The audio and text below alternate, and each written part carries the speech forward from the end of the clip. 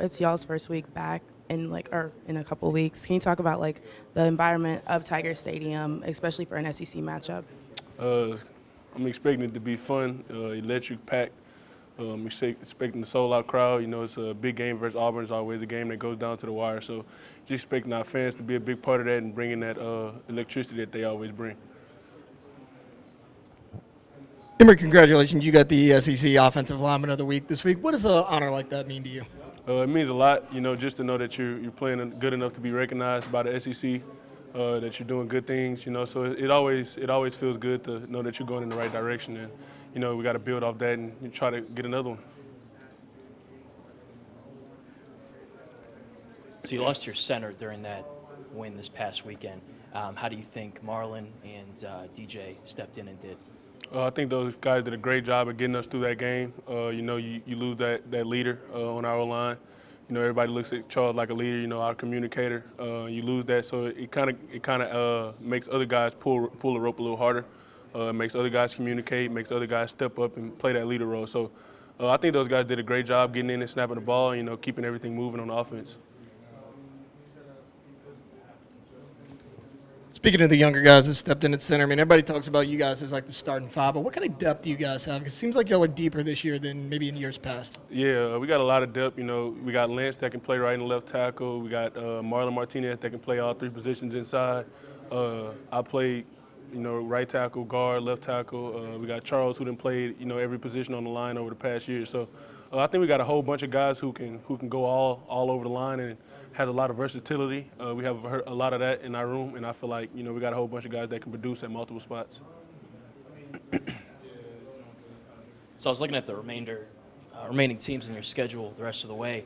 None of them, besides A&M, are in the top 50 for total offense. So what's your guys' confidence level at that, you know, as an offense, you can lead this team to a win in any game you play?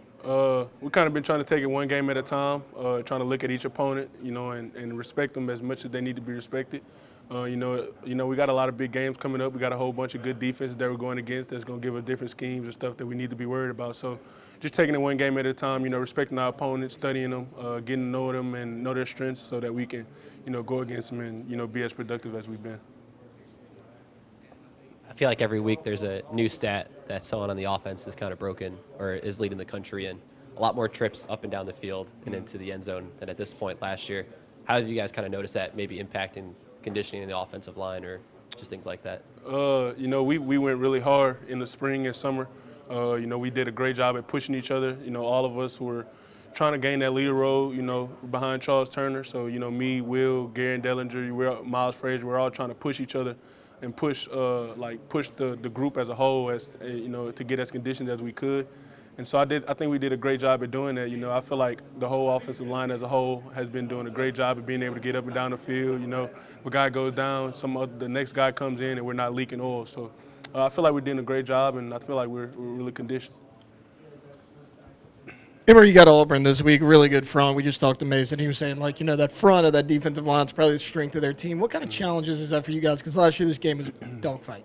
Yeah, I mean, week in, week out, you know, we've been in a whole bunch of SEC fights until this point. So it's pretty much the same challenge. You know, we're going in with, you know, some guys who are dudes across from us, you know, and that's kind of what we've been seeing over the past couple of weeks. You know, we've been seeing a lot of D-line being the strength of their team. So, you know, we're going to go in with the same mindset to be physical, to be dominant, to win the line of scrimmage, and we're going to go in with that mindset, and we're going to try to do our best at doing that and winning the line of scrimmage. When Jayden takes off and, you know, he hates to go down or go out of bounds, he wants every yard he can get, right? Do you guys kind of get worried for him, you know, like kind of talk to him, hey, maybe you should protect yourself a little bit?